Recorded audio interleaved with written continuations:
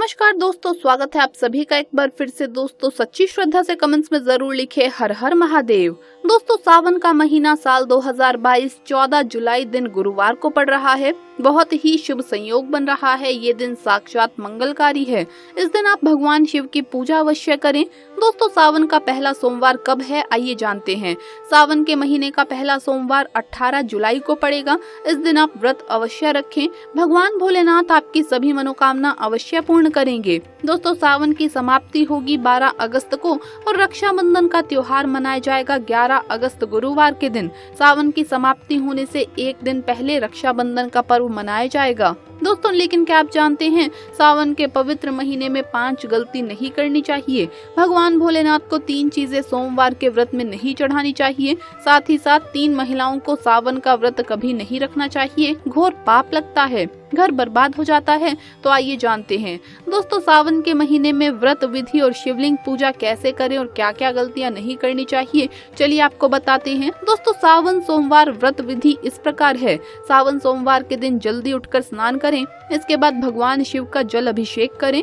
साथ ही माता पार्वती और नंदी को भी गंगा जल या दूध चढ़ाएं। और चाहे कुछ भी हो जाए, शिवलिंग पर तुलसी का पत्ता गलती से भी ना चढ़ाएं, नहीं तो हो जाएगा सब कुछ उल्टा। इससे पाप लगता है। पंचामृत से ही रुद्र अभिषेक करें और बेल पत्र अर्पित करें। प्रसाद के रूप में भगवान शिव को घी शक्कर का भोग लगाएं। धूप दीप से गणेश जी की आरती करें और आखिरी में भगवान शिव की आरती करें और प्रसाद बांटें। दोस्तों सावन में कौन कौन सी गलतियां करने से शिव जी नाराज होते हैं, आइए ये भी जान लें। दोस्तों सावन के इस पवित्र महीने में सुबह जल्दी उठना चाहिए, नहीं तो शिव नाराज हो जाएंगे। सावन के महीने में हरी सब्जियां दूषित हो जाती है, इसीलिए देखकर खाना चाहिए। उसमें कीड़े वगैरह हो सकते हैं जो आपके मुंह में जाएंगे और आप बीमार पड़ सकते हैं।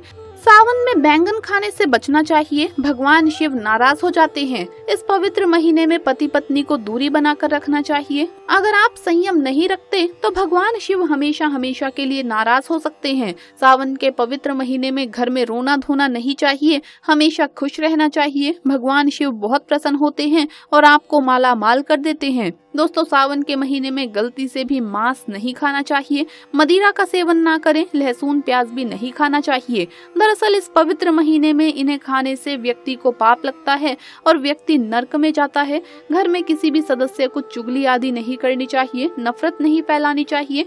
घर में साफ सफाई रखनी चाहिए। सुबह जल्दी उठना चाहिए और रात में जल्दी सो जाना चाहिए। सावन के महीने में बाल नाखून शेविंग आदि नहीं करना चाहिए, इससे आपको पाप लगता है और भगवान शिव क्रोधित हो जाते हैं। सावन के महीने में मीठा बोलने वाला व्यक्ति भगवान शिव की कृपा पा लेता है। वो व्यक्ति जल्द ही करोड़पति बन जाता है, क्योंकि उसके सर पर भगवान शिव का आशीर्वाद बन जाता है।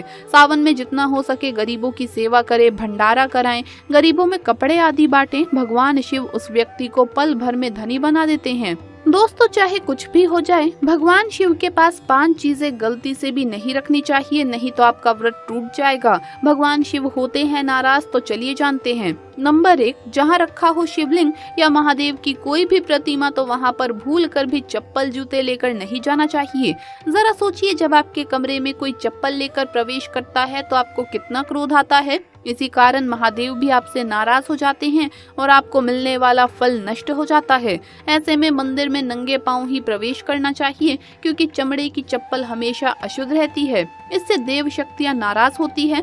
नंबर 2, अक्सर महिलाओं को मासिक धर्म आ जाता है और वो बिना किसी को बताए पूजा पाठ कर लेती है, जो कि शास्त्रों में वर्जित माना गया है। इस समय महिलाओं को जानकर भी अनजान नहीं बनना चाहिए। अगर आपको मासिक पीड़ा है तो घर के बने मंदिर में या बाहर बने मंदिर में कभी भी प्रवेश नहीं करना चाहिए। इससे देव शक्तियां नाराज होकर आपसे क्रोधित हो सकती है। ऐसे समय में शिवलिंग को छूना घोर पाप के बराबर माना गया है। जरा सोचिए, ऐसी अवस्था में जब महिला को बुरा लगता है तो ईश्वर को कितना बुरा लगेगा। इसीलिए महिलाओं को ऐसी अवस्था में मंदिर या घर में पूजा पाठ, भगवान की प्रतिमा को छूना या तुलसी में पानी भी नहीं डालना चाहिए। तुलसी का पौधा भी सूख जाता है। जब देव शक्तियां नाराज होती है तो लाजमी है कि घर में कंगाली और गरीबी व लड़ाई झगड़े होने लगते हैं। इसीलिए ऐसा कभी भी नहीं करना चाहिए। दोस्तों नंबर 3, शास्त्रों में बताया गया है कि जहाँ पर होता है शिवलिंग तो वहाँ पर सभी शक्तियाँ सक्रिय रहती है। अगर घर में शिवलिंग है तो व्यक्ति महादेव की कृपा सदैव पा लेता है। वास्तु शास्त्र के अनुसार शिवलिंग से हर वक्त ऊर्जा का संचार होता रहता है, इसीलिए शिवलिंग पर जलधारा हमेशा होनी चाहिए जो ऊर्जा को शांत रखता है। कुछ लोग अपने घर में शिवलिंग तो रख लेते हैं लेकिन वो 1 हफ्ते के बाद जल चढ़ाते हैं, जो बिल्कुल भी अच्छा नहीं माना जाता। अगर आप जल नहीं चढ़ा सकते तो आप अपने घर में शिवलिंग की स्थापना कभी ना करें, क्योंकि गरुड़ पुराण में बताया गया है कि इससे उल्टा घर में विनाश होता है। दोस्तों नंबर 4, शास्त्रों में बताया गया है कि तुलसी और महादेव का बैर माना गया है, इसी कारण तुलसी में शिवलिंग और गणेश की प्रतिमा नहीं रखनी चाहिए। कई लोग जाने अनजाने में शिवलिंग को तुलसी में रख देते हैं और घर में परेशानियां आना शुरू हो जाती है। इससे महाशक्तियां क्रोधित हो जाती है। शिवलिंग पर तुलसी भी नहीं चढ़ानी चाहिए। तुलसी में और शिवलिंग में कुछ दूरी होनी चाहिए। नंबर 5, घर का मंदिर हो या बाहर का मंदिर, किसी भी मंदिर में ऐसे व्यक्ति को प्रवेश नहीं करना चाहिए जिसने स्नान ना किया हो या उसने मांस खाया हो। अगर आप शारीरिक रूप से गंदे हैं तो मंदिर के आसपास भी नहीं जाना चाहिए। घर के बने मंदिर में कोई कपड़ा आदि डाल देना चाहिए।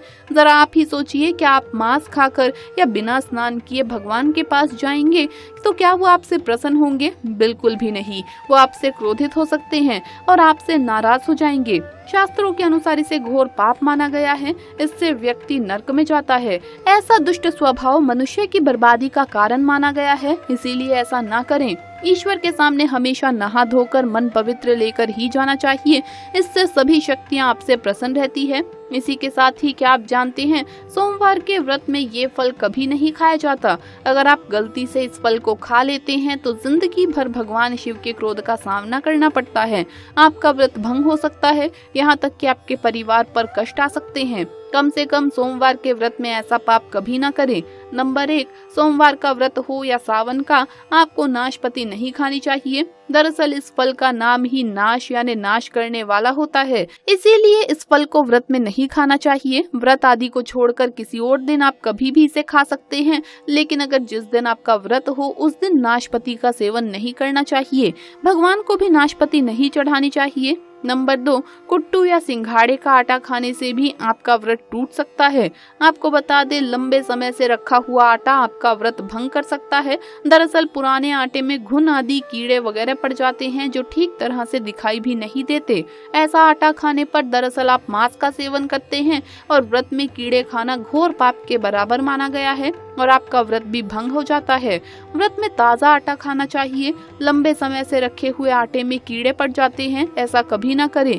व्रत हमेशा शुद्धता से ही रखना चाहिए। तो दोस्तों, आपको वीडियो कैसा लगा हमें कमेंट्स में जरूर बताएं। इस वीडियो को लाइक करें, अपने दोस्तों के साथ शेयर करें और अगर आपने अभी तक चैनल को सब्सक्राइब नहीं किया है तो सब्सक्राइब करके बेल आइकन जरूर प्रेस कर ले। जल्द मुलाकात होगी अगली वीडियो में। हर हर महादेव, जय महाकाल।